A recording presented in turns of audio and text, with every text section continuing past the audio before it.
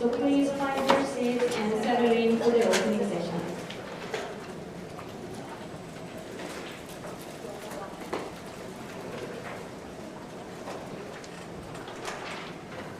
Now it's 10:20, so it's time to start the conference. Can I start? Yes. Good morning. Good morning. Distinguished guests, esteemed colleagues, and participants. Welcome to the second International Conference of the Korea Association of Co-Social Education, co-hosted by the Korean Association of Learning Education, the Association of Social Studies Teachers of Thailand, and Hanazono University, Japan. My name is Sonam Park, and I'm an assistant professor at Cheongju National University of Education.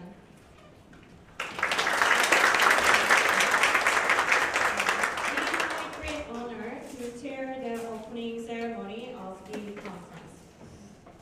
We are very delighted to have you here with us today to explore the challenges we face and the opportunities we have with the citizenship education in this dynamic and also forward-thinking part of the world.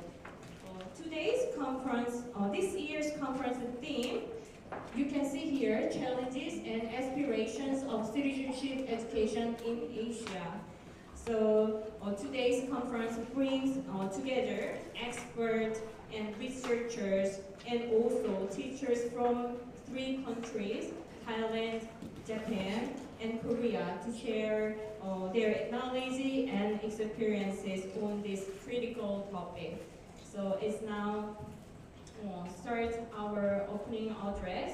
So let me begin the opening ceremony. To officially open our conference, we are honored to hear from 2 distinguished leaders in social studies education and citizenship education. So first, I would like to invite the Honorable Dr. Kyung-hwan Mo, President of the Korea Association of Social Education, for his opening remarks. Please give him a big round of applause.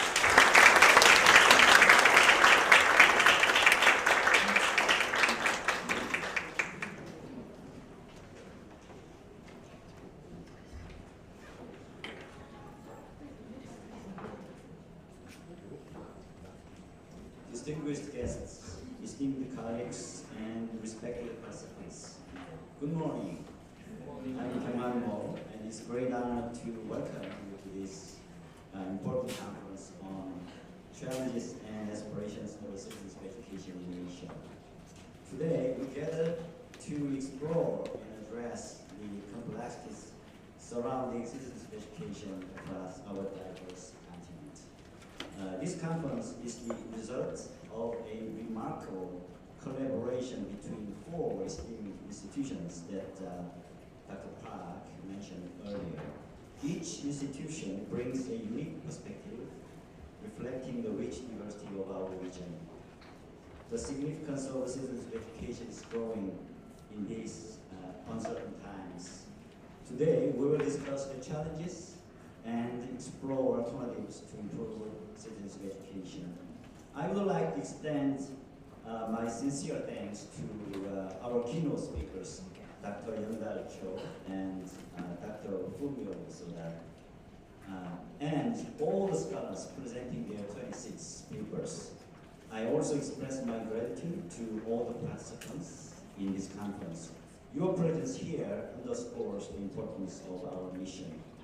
Thank you all for being here, and I wish you a productive and inspiring conference. Thank you.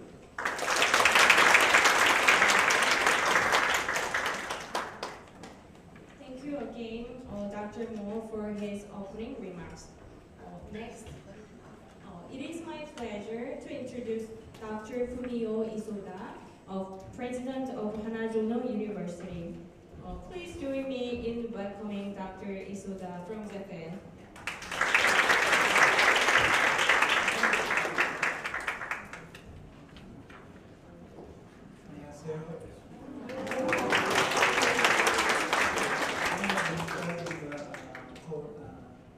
Korean language for more than 10 years by radio.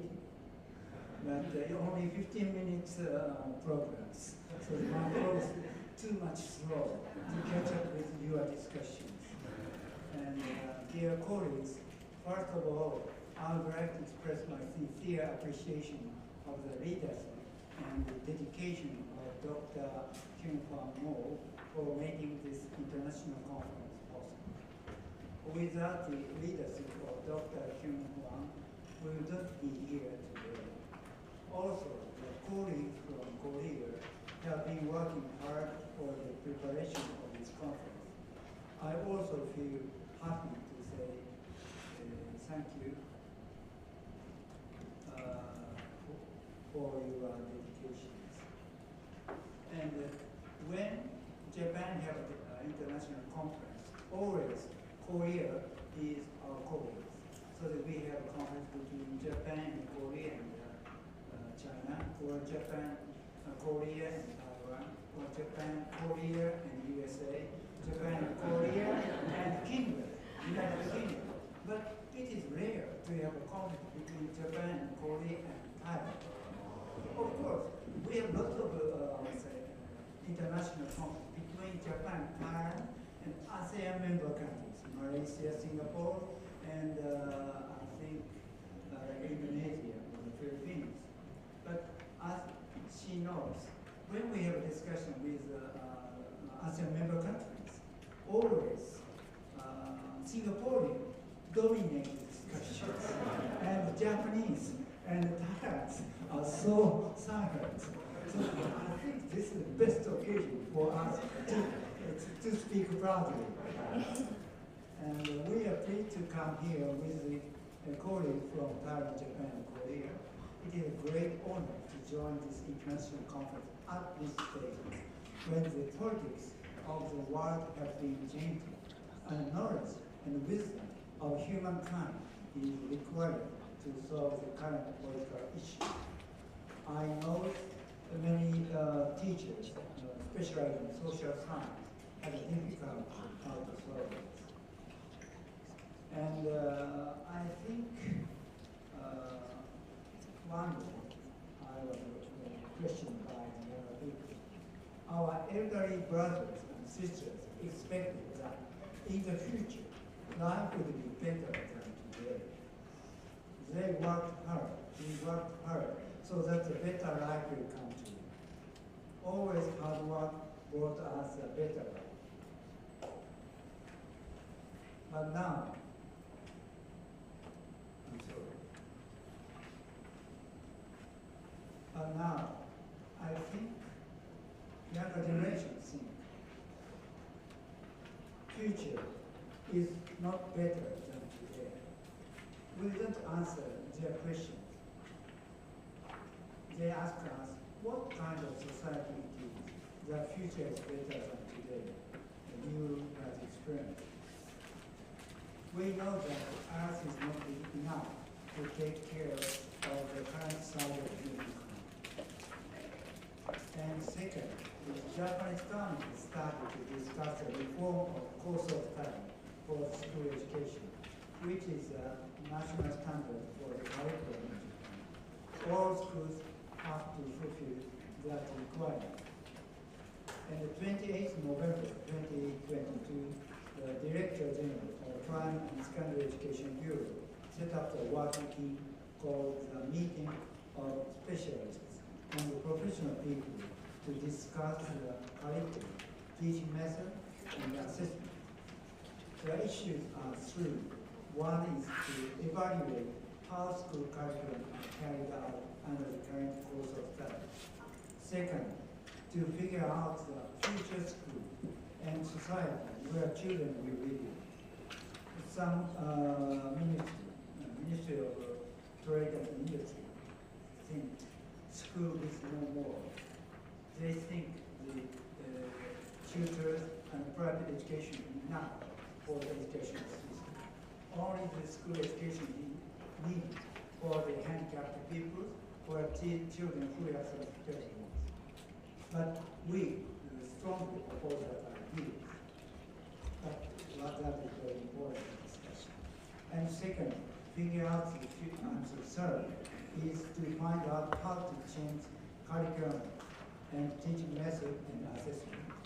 And the first meeting was held 2020 December 2020. And the 12th meeting was held 10th June 2024. I think they will finish. We would like to bring back all the fruit of today's discussion for this today's discussion for this government activities. Really, the international conference, your discussion will help Japanese government to make the curriculum and course of study better. Thank you very much.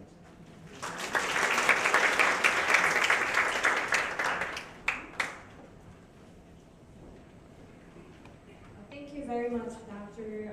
Isoda. So now we have a clear understanding of the importance of this conference and also its objectives. So now it's time to let's move on to the keynote addresses, which will offer us valuable insight into the past, present, and future of citizenship education. I am very honored and pleased to introduce two distinguished keynote speakers, Dr. Young-Dal Jo and Dr. Fumio Isoda. First, I would like to invite Dr. Young-Dal Jo, advisor of Korea Association of Social Education. Let me explain about him a little bit more.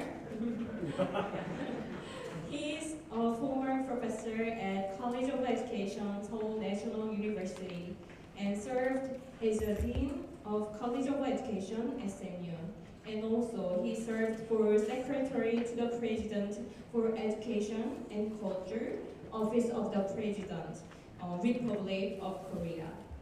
He also served as President of the Korea Association of Social Education of this conference, and also the Korean Society for the Study of Anthropology of the Education.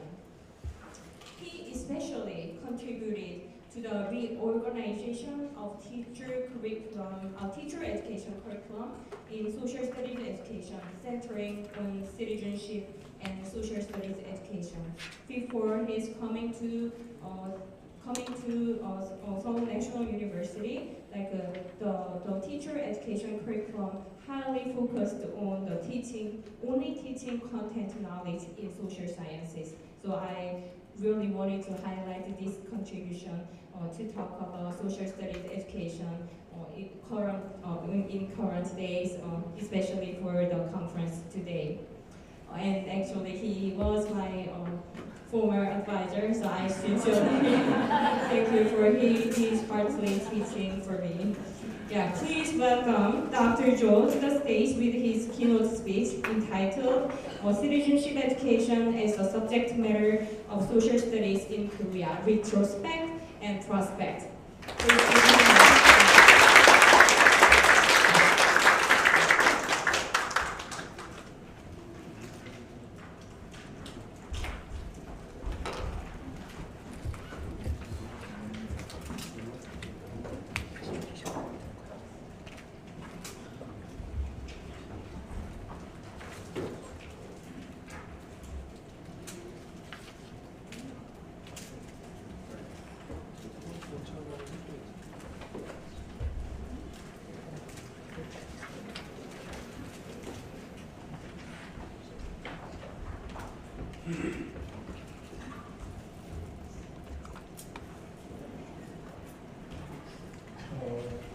much comment to speak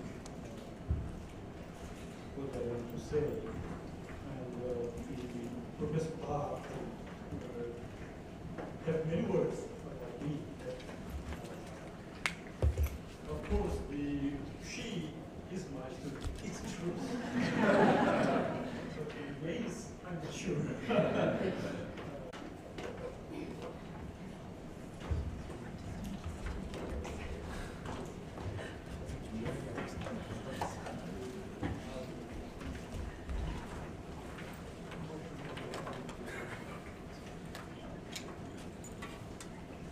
But good morning, how really nice to meet you here. I mean, colleagues and students, everyone. First of all, I would like to express focus who is not here in this world. And lastly, I welcome professors from other countries for these international meetings. Where sometimes I will use PPT files for presentation, but sometimes I will read my paper because English is not my language.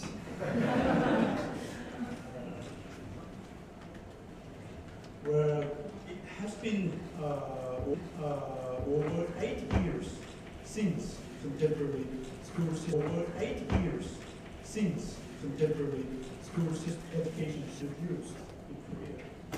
And at that time, the concept of subject matter was established in Korea. Where before going on, I would like to define what is prestigious education, in my opinion.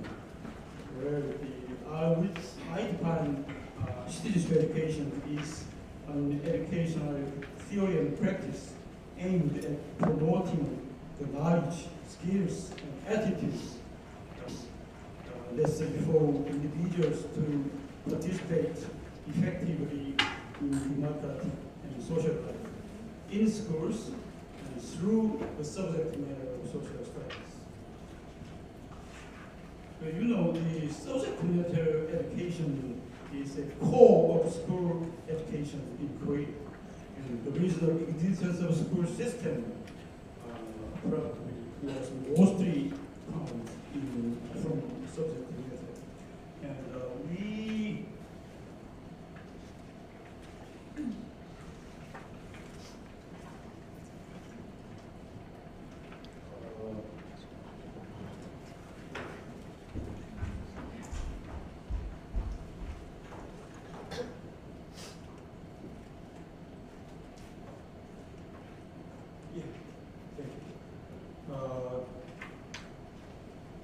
well, probably, in my opinion, probably over 80 years, we have 3 important books for subject matter education in Korea.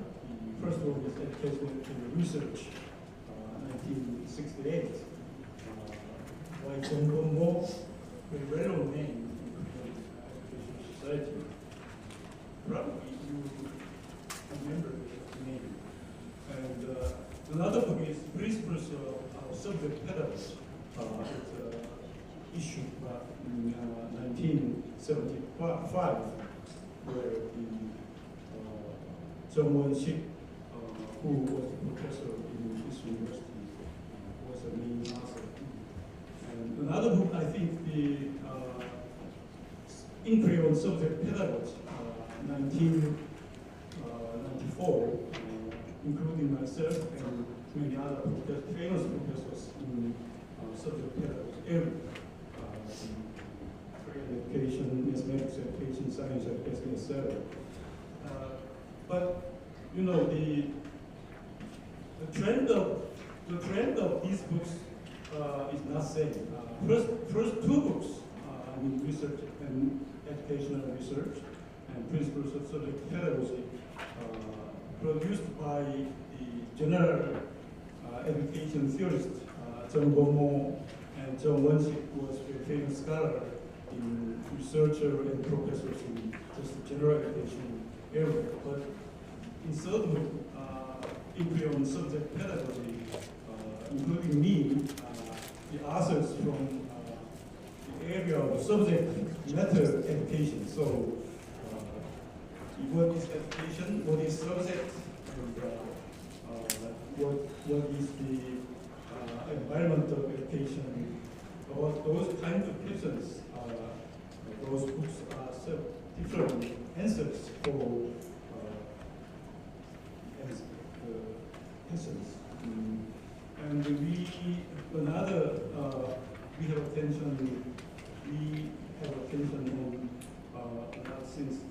Korean Association of Subject Matter Education.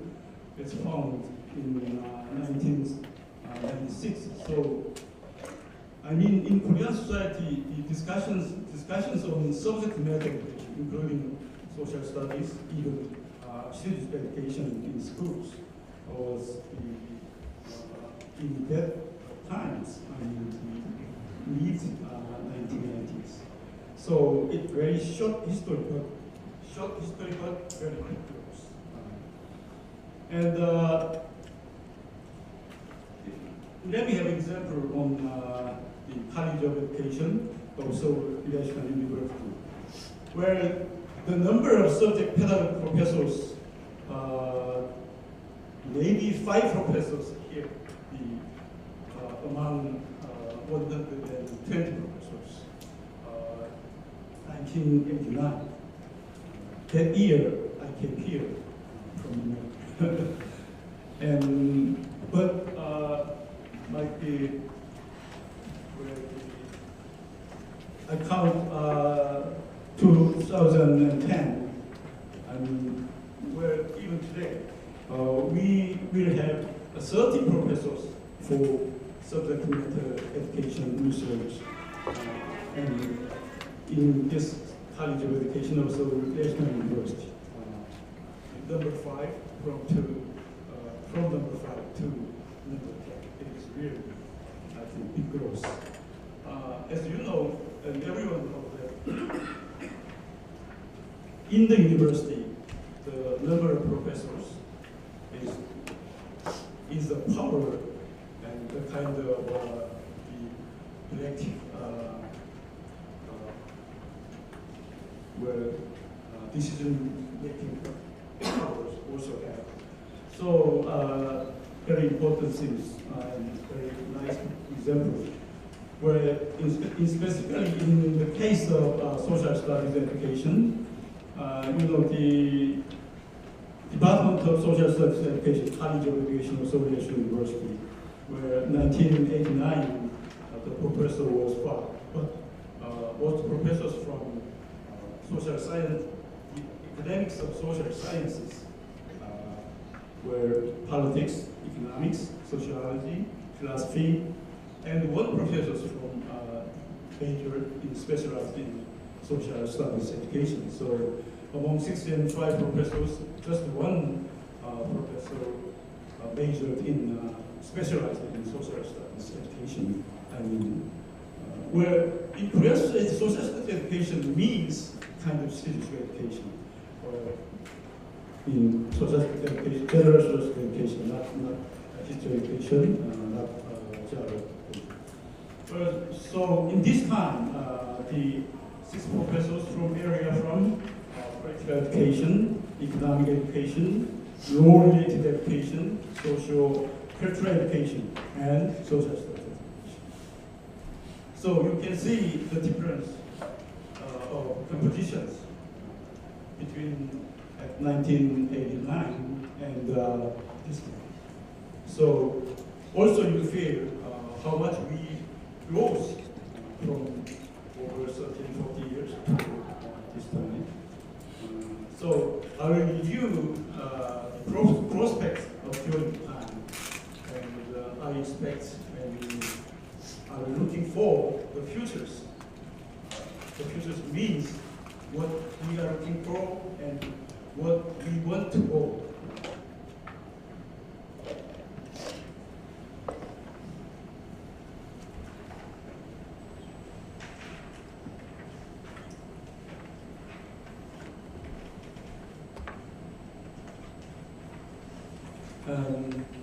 We have 3 kinds of concepts and actual conception, not just concept. Professor Kim, am I right? Conception and concept is really different, so I think this is the kind of conception. We can have 3 conceptions for Korean social studies as a core of civics education in Korea. One is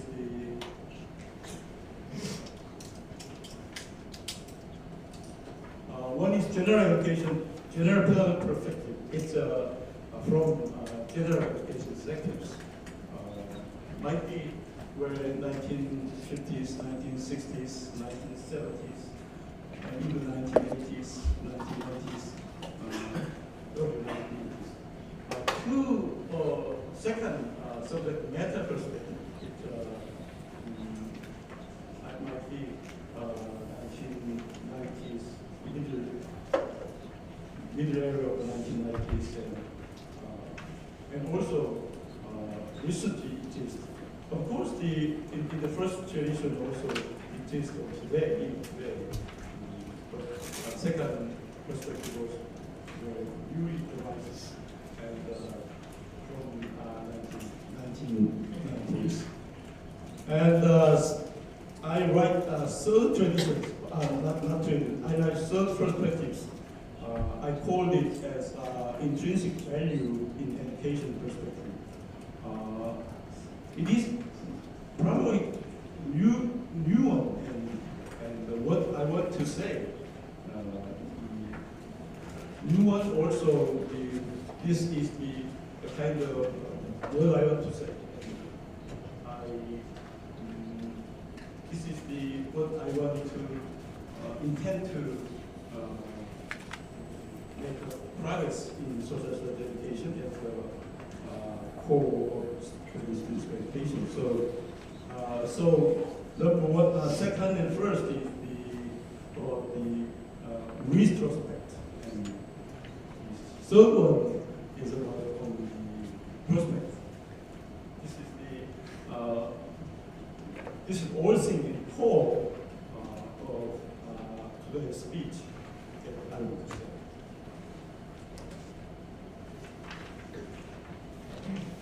And then let me introduce the first one. First one, general pedagogical perspective. It's a subject matter of social studies education as knowledge and knowledge system from social sciences, politics, economics, and sociology, law, all from academics for learners, just economics, academics. Where subject of social studies education almost focusing on the way how to teach and how to evaluate the social concept, and rather than learning context itself. And probably those perspectives, in those perspectives, the curriculum theory affected this kind of definitions. So, you know the curriculum theory. The curriculum theory classified objective, method, evaluation, and process of curriculum, and things like that. So, also this kind of perspective emphasizes on the objective of social studies education and teaching method and evaluation of social studies education and curriculum process. Maybe not exactly, but might be John Brunner, American scholar, has some impact on this kind of perspective. Well, especially the creating pedagogical or research propositions might be on student teachers and subject matter. All things become core of subject matter, subject pedagogy science of social studies education.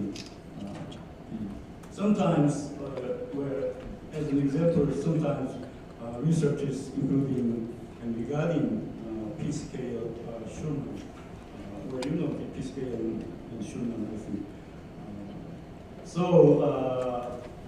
Where the research are focused on pedagogical propositions of validity and logic and legitimacy of teaching social sciences, a system of social experience.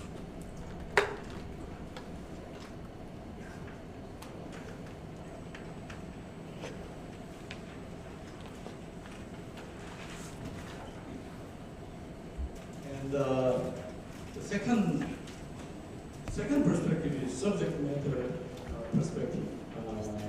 Subject matter of social studies education as a system of contents that carries educational values and goals related to students. This is a system of teaching units. The subject matter, I mean, probably the social matter, social studies education is not fixed. At the first tradition, I mean, the general perspective, in general perspective, the content and social matters was fixed because it was social sciences, economics, politics, and there. So in this case, not fixed, also not ontological given, and also not social sciences, because it was driven by and from student living and life. Of course, decision the decision of that kind of matter from teachers, not just students. Teachers consider what is good, what is bad, or something like that. And the construct of social matter in social education becomes the most important concern for pedagogy, and also being inseparable with context of learning activity for students. Both teaching and learning of subject matter and disciplinary domain of social science can be goals, also means mutually. For this, contextual understanding of subject matter contents is required. For example, the topic of rational behavior, I specialize in economics education, so my example from that. The topic of rational behavior in consumption requires historical, philosophical, social, and psychological understanding. I mean, especially in psychological, it means wearable psychology, where at all the times what we have to do, and at times what we have to do, that people address better.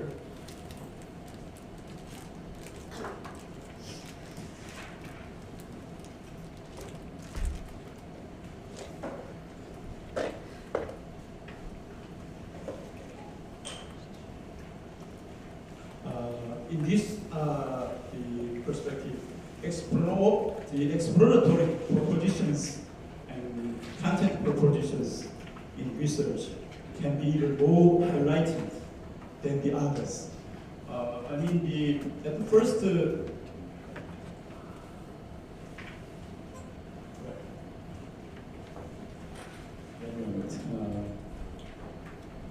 and for example, economic behavior.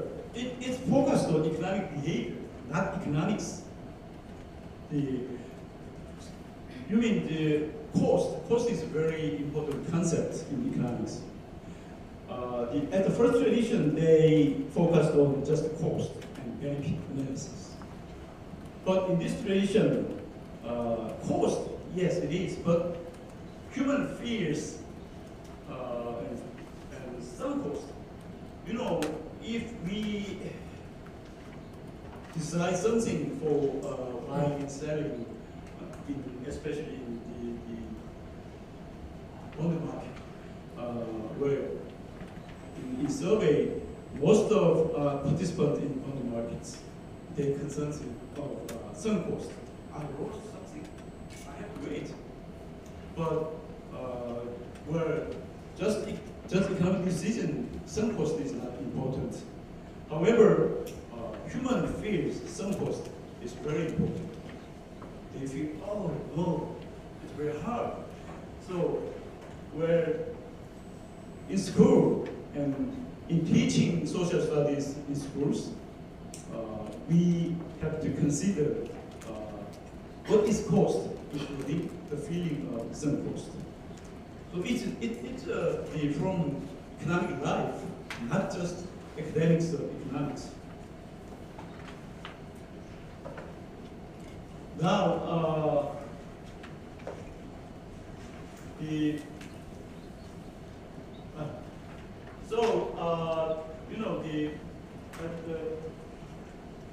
at the first edition, where we can choose, we can select professors if we compose professors of Department of Social Studies Education in College of Education or universities and colleges in Korea, where they will have just like that, from one professor from economics, and one professor from politics, and one professor from sociology, and one professor from social studies education. It is very natural, and we can see those kind of teacher education competitions. However, in this tradition, we do not need just economics, just politics, just sociology. We need subject matter and social content with student life and student living. So we need not just economics. We need a professor from economic education. We need a professor not just politics, from political education. We need not just professors from sociology, but from social education, social cultural education. So this kind of thinking is possible in this perspective. So today, many departments and the researchers have this kind of traditions, where, of course, at the Seoul University, I explained the examples at the first time, and other universities in Korea for teacher education has this kind of paradigms for composing professors and researching at the social studies education. Now, what we are looking for, where I think I can rethink another way. Well, you know,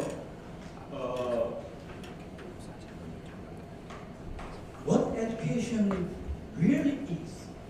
This is my concern. Not technical. What education really is. What is really human being? This is my question. I think also this is your question. Where in this thinking, I thought, and some thought from very old times, might be Confucius, and also Buddha, and also Jesus. Some thought from very postmodern, Greece and something like that. Where you see first, social education is deeply related to escaping from the status quo to more flexible and liberal society, and the creation of new social truth culture to overcome the old frameworks. Right now, I think we need this kind of the trend and thinking and ideas, because we have really deeply experienced where COVID-19 situations and where new the information intelligence society here, and everything's under the uncertainty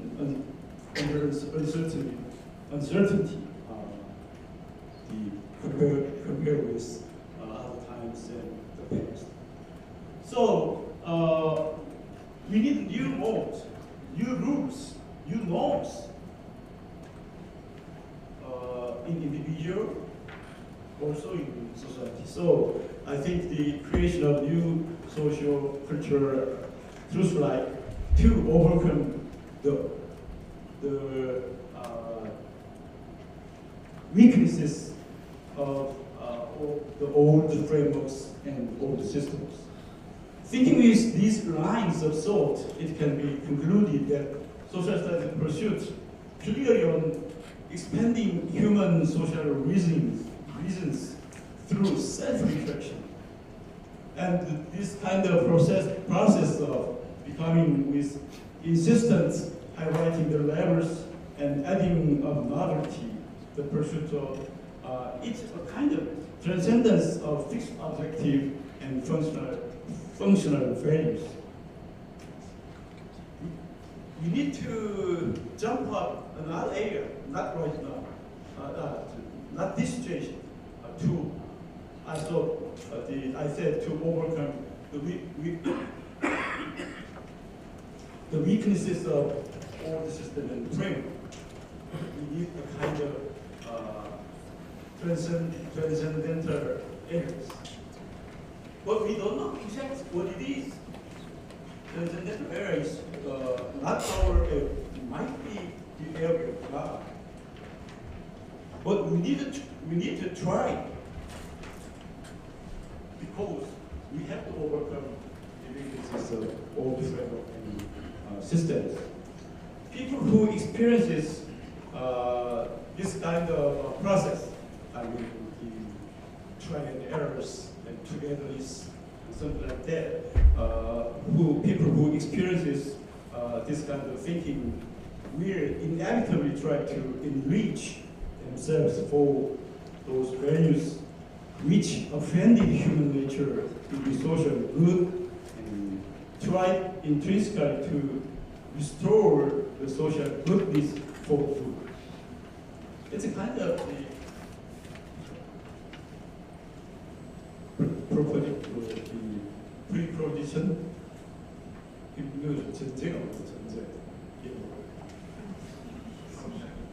assumption. But this is the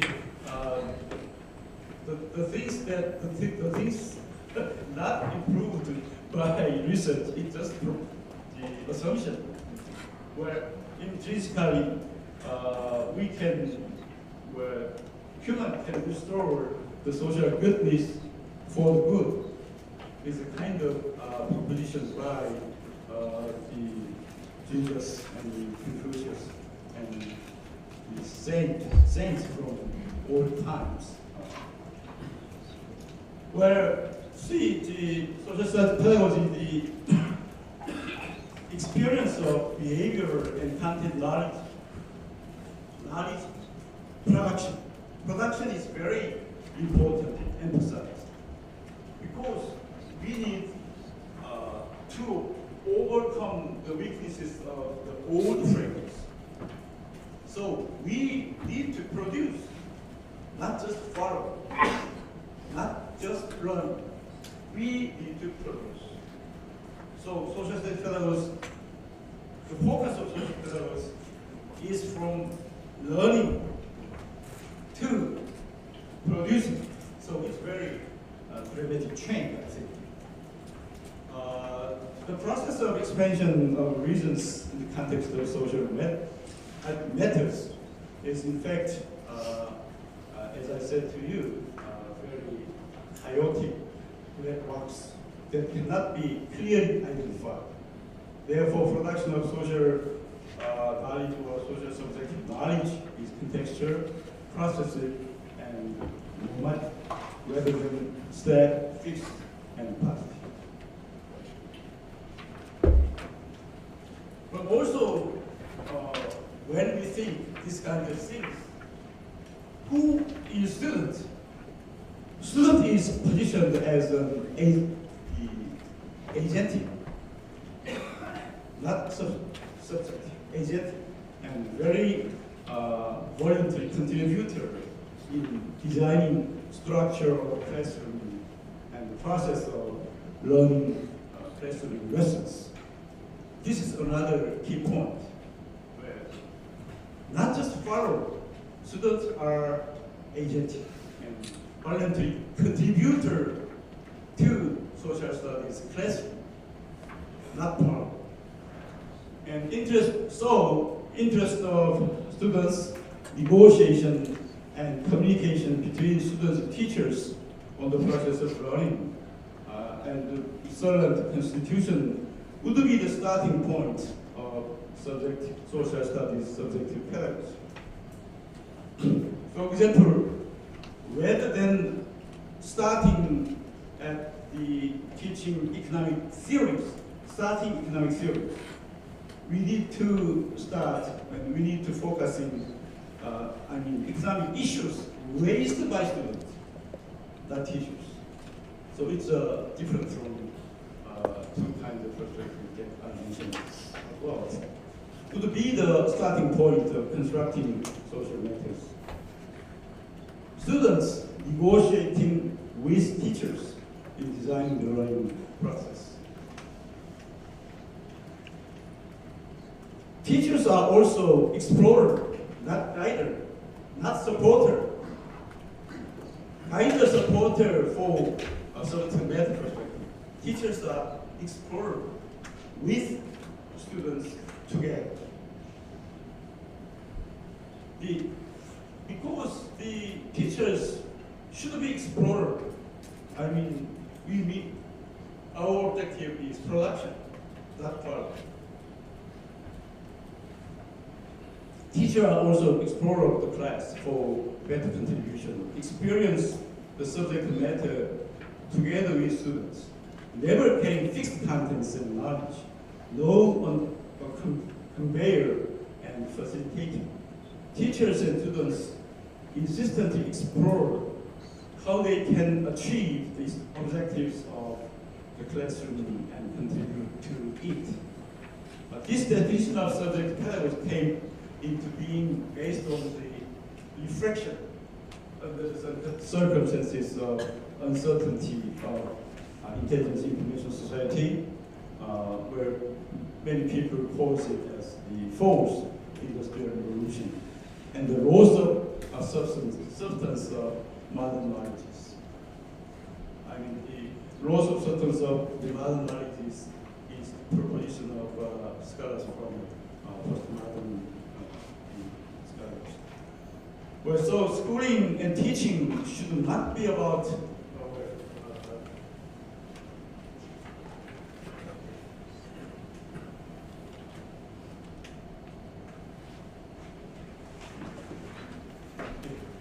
but schooling and teaching should not be about how to catch fish, not how to catch fish, but about how to discuss to find a way to catch fish based on discussions and cooperations of teachers and students.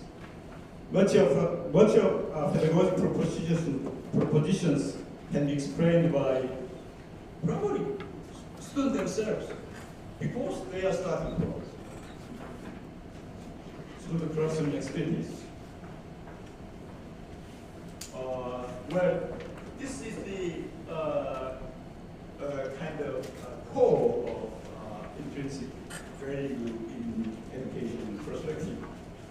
I think this is the direction for next time and future time of social studies education as a core of students' education. Where to save times, I just want to emphasize number 5. But you know, in this case, research, research level is really important because everything is under uncertainty. So social studies has its own distinctive research. It's a kind of assumptions, but maybe not directly, but indirectly proved by philosopher Stefan Turmin and Alan Badiou. The uniqueness of each subject matters have to be critically and reflectively considered in discussing subject matter. Where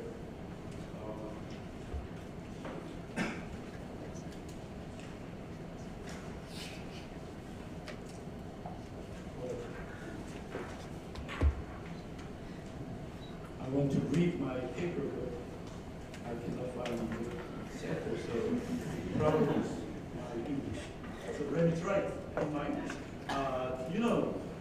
Stefan Turmin 이 insisted 주장을 insisted that the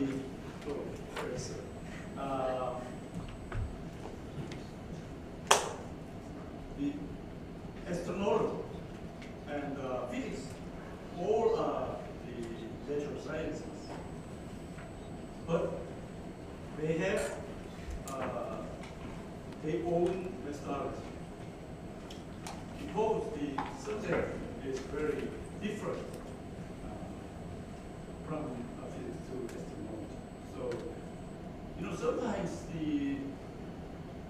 proves that in the case of astronomy scholars, sometimes need to have a kind of logical example. But we have to accept in both. It's a problem of God, not this word.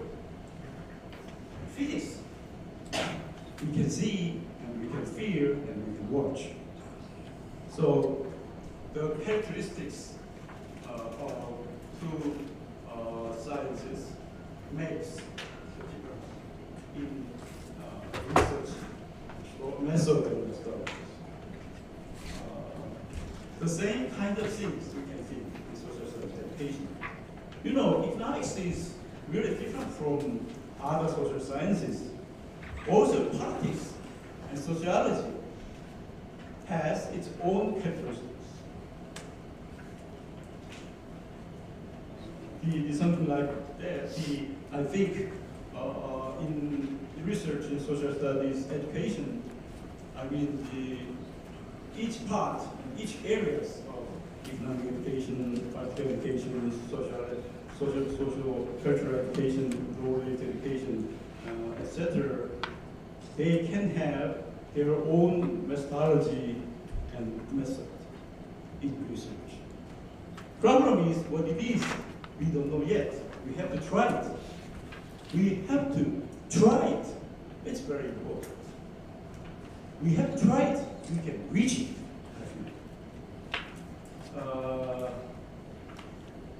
Well, Alan Badi also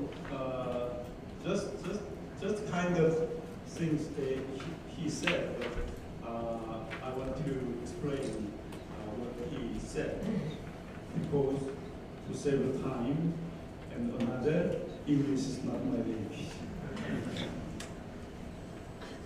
Well, thank you. Well, we expect above mentioned discussions regarding social studies education as a core of Korean citizenship education to help Korean education to develop and hope to have positive influences on citizenship education of East Asian countries. Thank you very much for your attention.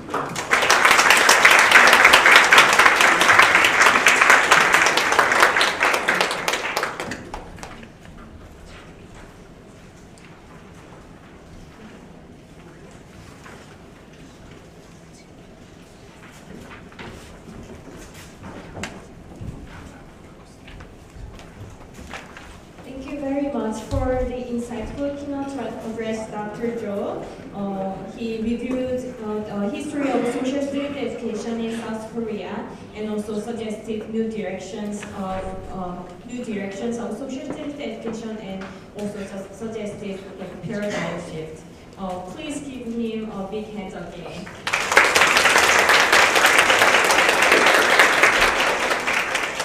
Yeah, and let's move on to our second keynote speaker. So it is my great honor to invite Dr. Fumio Isoda, President of Hanazono University in Japan. I also searched for information about him, and I would like to share what I learned from my search. Dr. Isoda has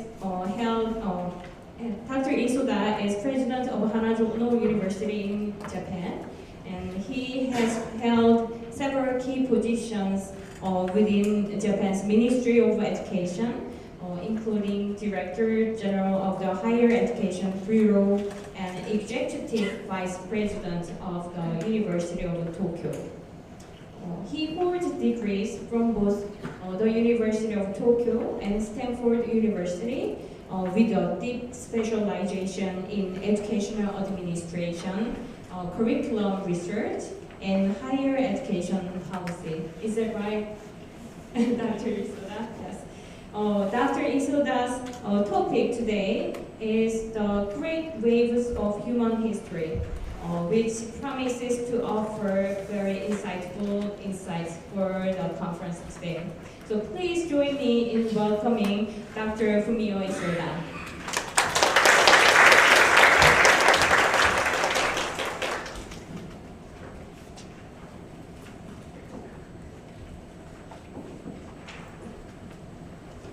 Thank you very much for giving me a chance to have a presentation before you. And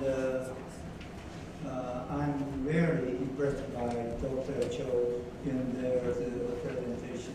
Very comprehensive and also the future looking. And maybe I just want to comment only one thing. I was working for the Japanese government from 1977.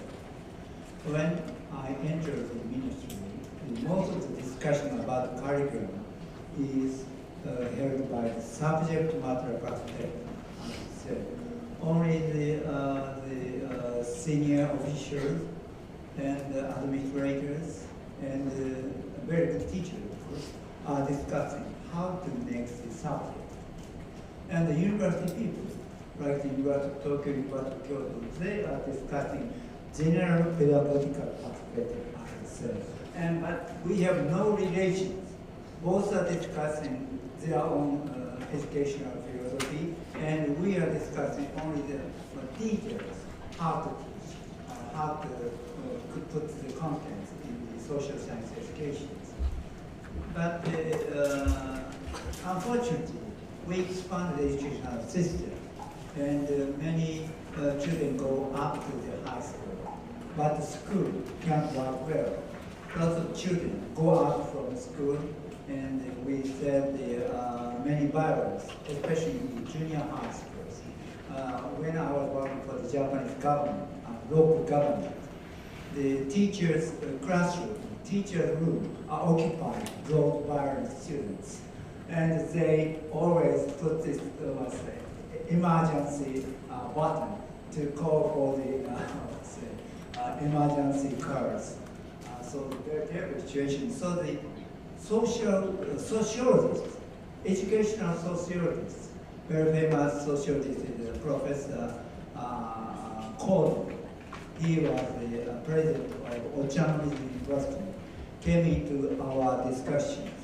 And they discussed the system, how the education in school and the society are working well. So they gave us more smaller education is better for the children. So we decided to reduce the content of education. But we can't solve it. The sociology has given us only the framework or the general structure, but they can't give us what is happening in the classroom, why the children are facing the difficulty to learn more. So the next sociologists came into our discussions, like Ichikawa or other scientists like, anyway, Ichikawa, we brought him. And so at that time, we discussed with the scientists or academic people. But our discussion changed from sociologist perspective to the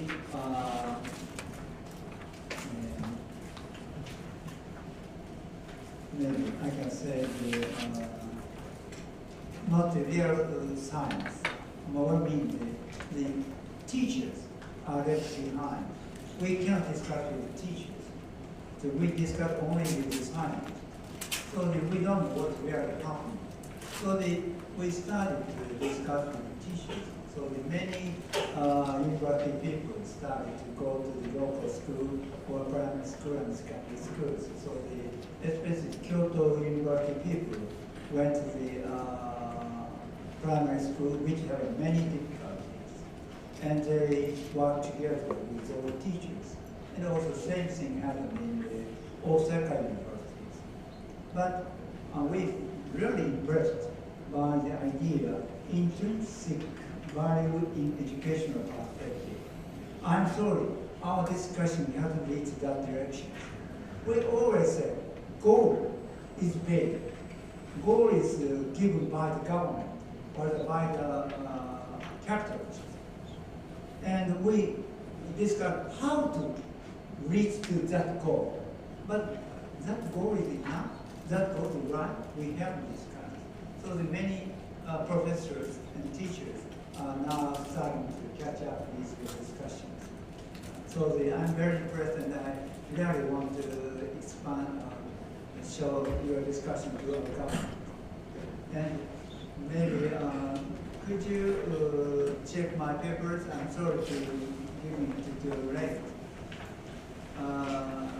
What I want to say is very simple. Great waves of human history. The end of key competencies.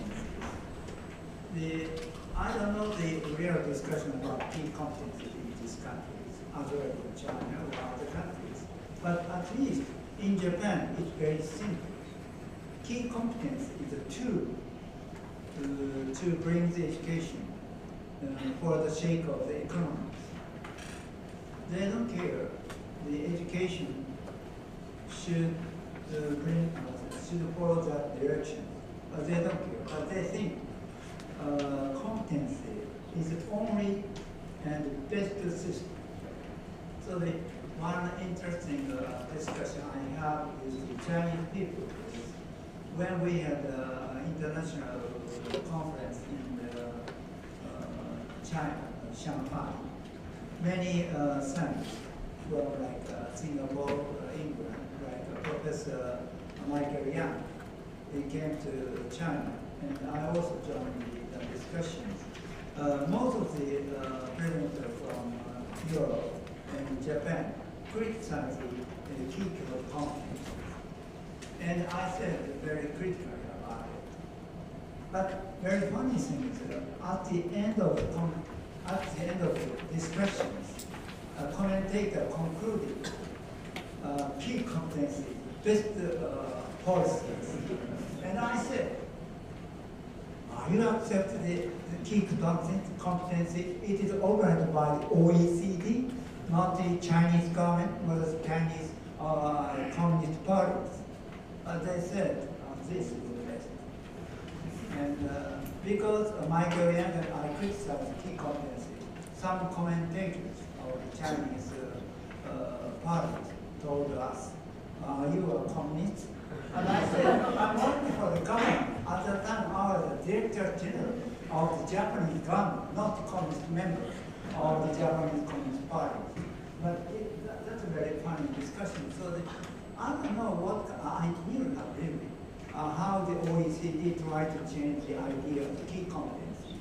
They want to put more idea of, Professor Joe said, the intrinsic value in the educational perspective. I know that. But real activity we are doing in school is different from the ideas. So the one interesting is, I belong to the Mie prefecture, small prefectures near to Ise Shrine. And our prefecture are ranked bottom of the 47 prefectures. Always we have a PISA exam, and every year Japanese government PISA exam, and our prefecture always ranked bottom. And the superintendent of the school board of education in the prefecture don't care that scores, bottom or right. We are doing right things. The score of the PISA exam is not the real cause.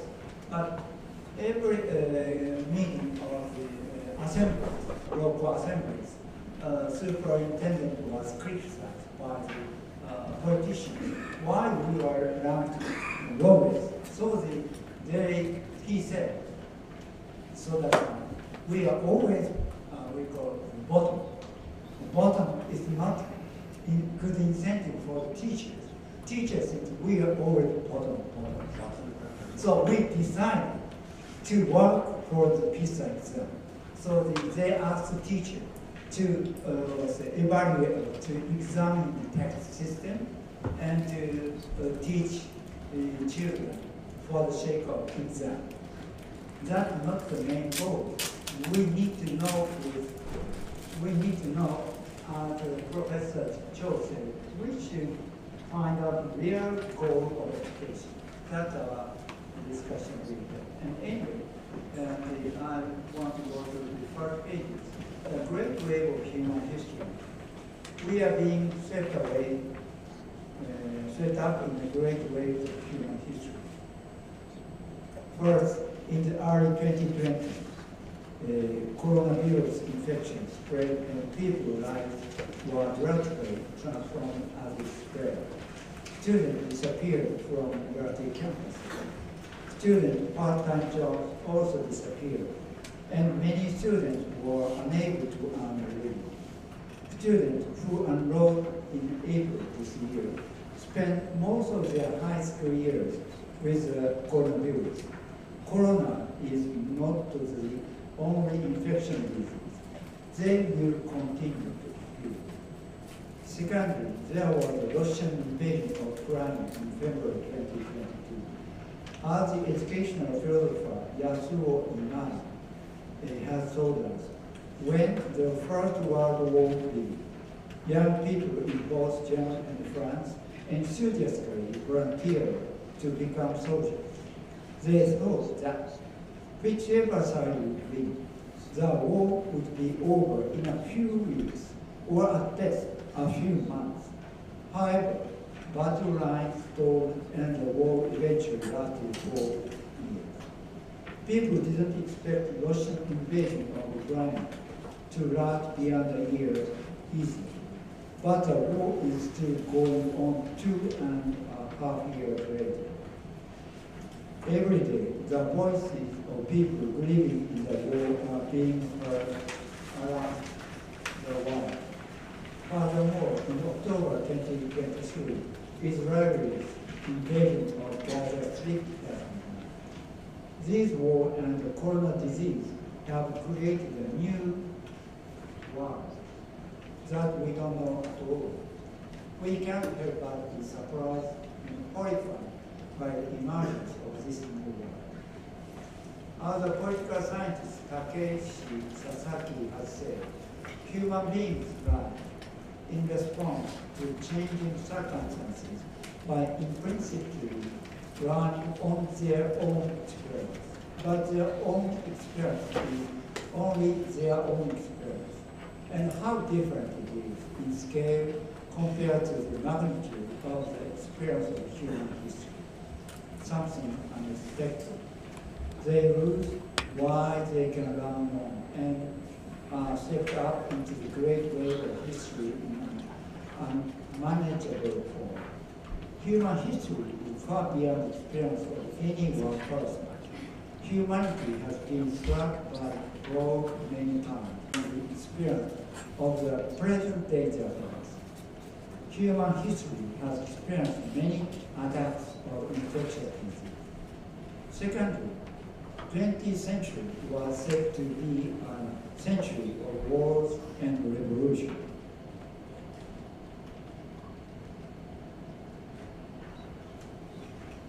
World War I, World War II, the Korean War, Vietnam War, and many wars was broken out all over the world. However, since it's only for Japan, 1945, some 80 years have passed without Japan experiencing a single war.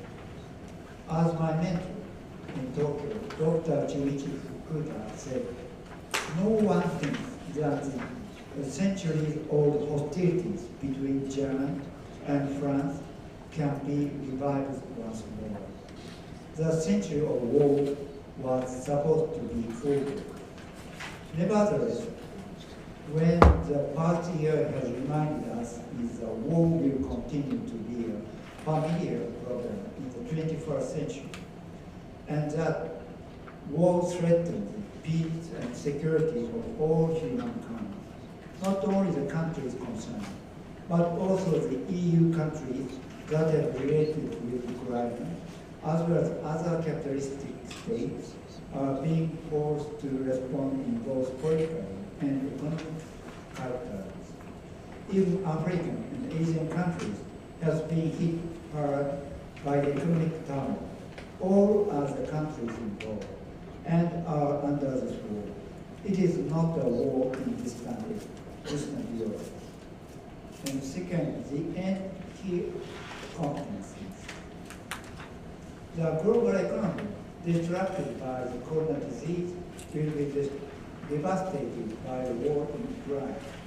The previous economic and social system in which people, goods, and things moved globally ceased to function. The basic economic and social system of the 21st century has collapsed. As Tsuyoshi Sasaki notes, the corona devastated supply chains at home and abroad. In the era of globalization, market and economic activities played a leading role, and politics plays a role of service. But there is a trend towards greater political involvement in economic activities, and political slogans such as "Make America Great Again," "The Great Revival of the Chinese Nation," "Great Russia." The political slogan of greatness has appeared. The era of political leadership has arrived. Even before the outbreak of coronavirus disaster and the Ukraine war, globalism has been questioned. Takeshi Sasaki argues as follows: globalism has been carrying the banner of liberalism, but it has produced as a byproduct what might be called nationalistic and also Italian capitalism. China is a prime example. I'm sorry to say it is Chinese politics. There are regimes that have no affinity for democratization or liberalization, and even the Chinese leaders jealously advocate of free trade can dispel the sense of discomfort. Moreover, these regimes are now equipped with enormous power, and it is hard to deny the replacement of the former developmental countries' influence in global governance. And I often discuss this issue with Chinese students in the University of Tokyo or in Nagoya University. But the Chinese students are very proud of these issues. And they think Chinese system is much, much better than the Japanese. It's Chinese students' answers. In January 2019, when Takeshi Sasaki wrote this article, it was already said that globalization, which has been holding us under its spell for some time now, is losing its luster. Collapse of the global economy calls for rethinking of the key competencies that we have positioned as a basis of academic achievement. This is because the key competencies were the qualities and abilities needed in a global economy. Key competencies were defined as a conceptual framework of the program for international student assessment, PISA, initiated by the OECD, which is in the 1990s became a social issue of youth unemployment in Europe, and led to the OECD to reach methods to define and measure the qualities necessary for the employment. This led to the PISA test as an international comparison of academic standards in secondary education. The concept of key competencies had a major impact on many countries. It was considered to be a trend of this educational reform in the world, an indicator for international academic assessment and ranking and modern orthodox concept of education. And I remember OECD have a country report. They check each country and evaluate and give us very serious recommendations. But none of the country responds to that country report. But this piece of exam, it's an exam, only the exam, but has a much more powerful influence to each country. Even the Germany and Japan had to follow this OECD ideas. And the Japanese government said, in order to develop these abilities in young people who will lead the next generation, it is necessary to review school education as a whole, not from traditional organization and from a perspective, but from program-centered and specific outcome-centered perspective.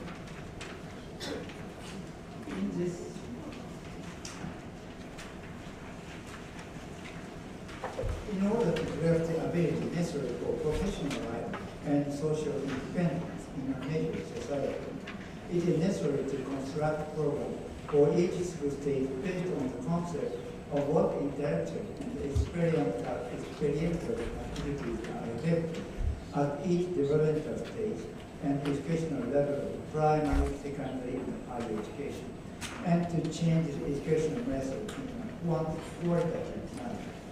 And qualitative shift is required. This is advised by the Central Advisory Board of Education. Usually, Advisory Board of Education recommends the primary, secondary school system, but they never advise the contents of education in such a way. It's a very first time the government try to control the higher educational contents. This issue of academic assessment and the educational system, which is based on key competencies, needs to be revised due to the collapse of the global economy. This is my view. This key competency-based view of academic performance and the educational system needs to be reviewed due to the collapse of global economy. Redundant. The supply chain, which has suffered a devastating blow, must be rebuilt with an increasing degree of political involvement. Dependence of supply chains on specific countries is politically to be avoided. In addition, when examining the state of national and international economies in the post-global economy, not only the economic perspective, but also cultural, ethnic, and historical perspectives of the respective countries and regions will become increasingly important.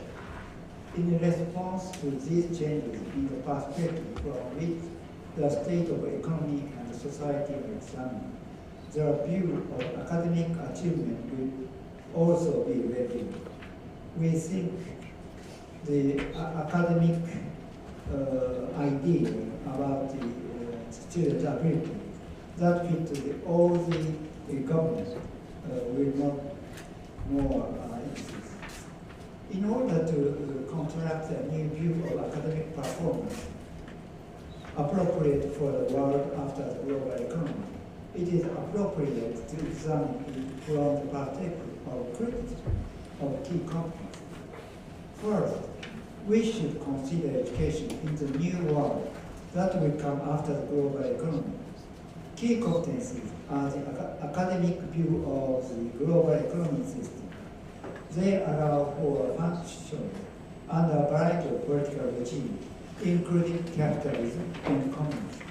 However, target world, political and social regime will produce a view of academic competency needed to realize these goals.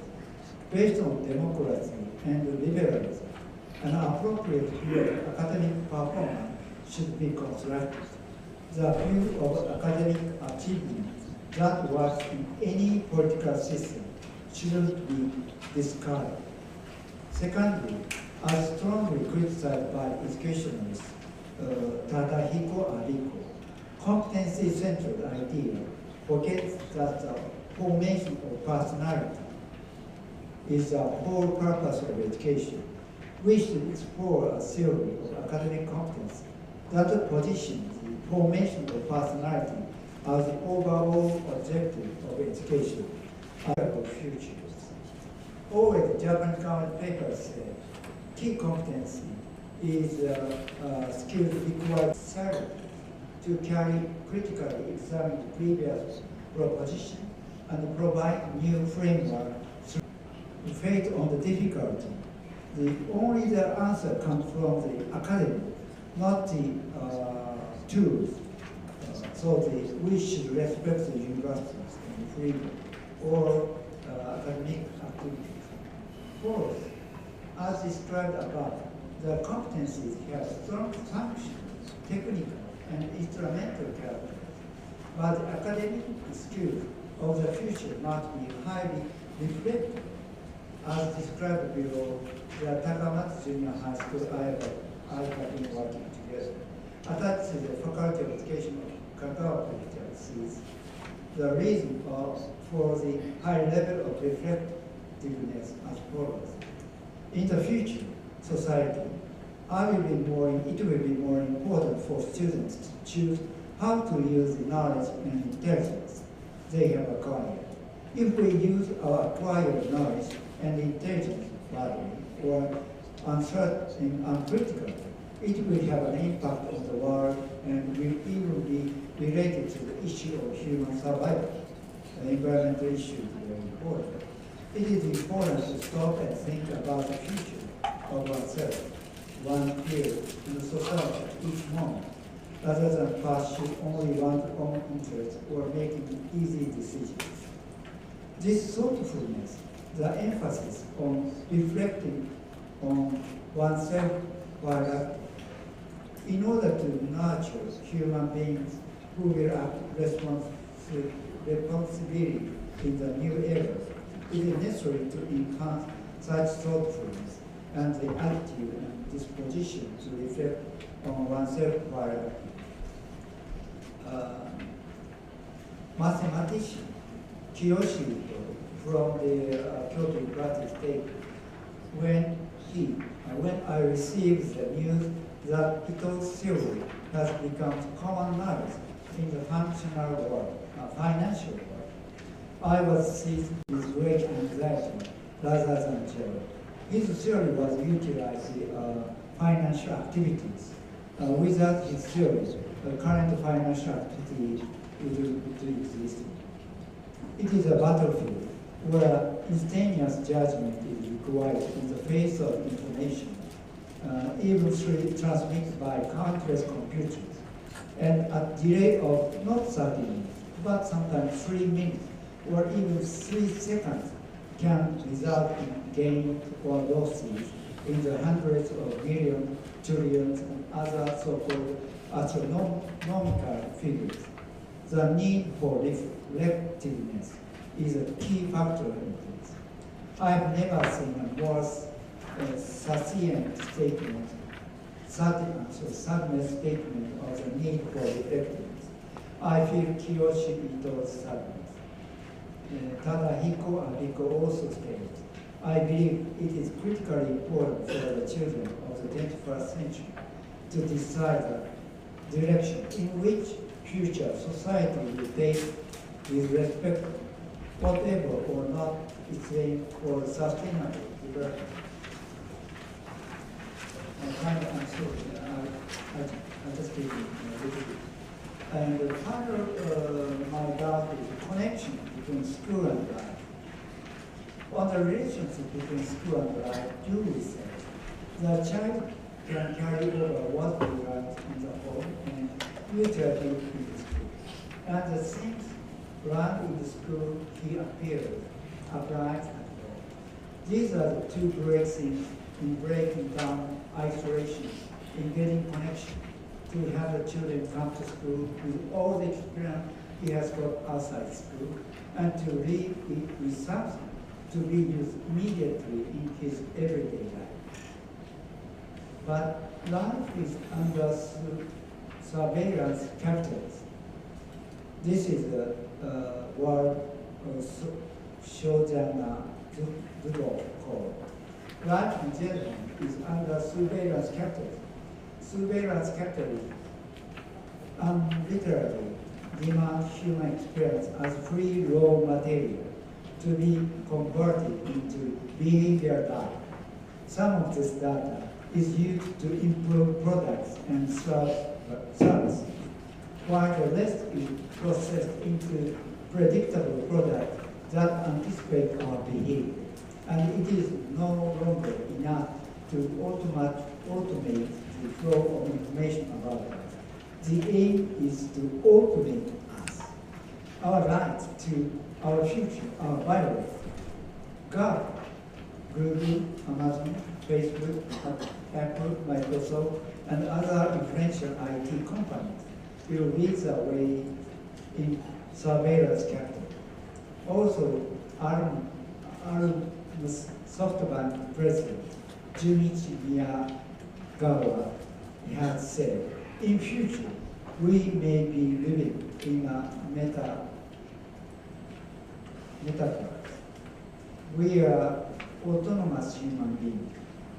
Will we be able to leave the control of surveillance capital and protect our human dignity? Rethinking the connection between school and life. And I think school and life have changed completely. It is impossible to try to connect school and life by extending the method of the past. An approach is needed, and I really expect the scholar will find the right solutions. Thank you very much.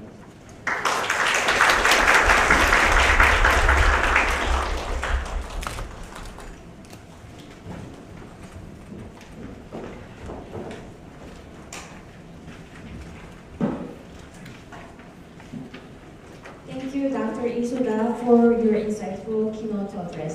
Let's give him a big hand today. I think that you might have many questions and comments for our keynote speakers, but due to the time constraint and as we approach the lunchtime, so I'm sure that our two keynote speakers will happily get your questions during the lunchtime. Yeah. Thank you again, Dr. Isuda and Dr. Jo, for your profound insights and for connecting the lessons of the past and also current history and future to the challenges and aspirations of citizenship education today, which is the theme of the conference today. Please join me in giving our two keynote speakers a big hand.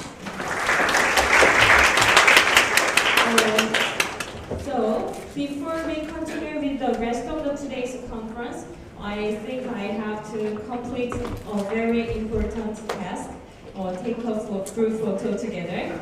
Yeah, so we will take a moment for a group photo to commemorate this gathering of mine. So may I kindly ask you to come to the proceed to the podium for a group photo? Is that okay? Please come.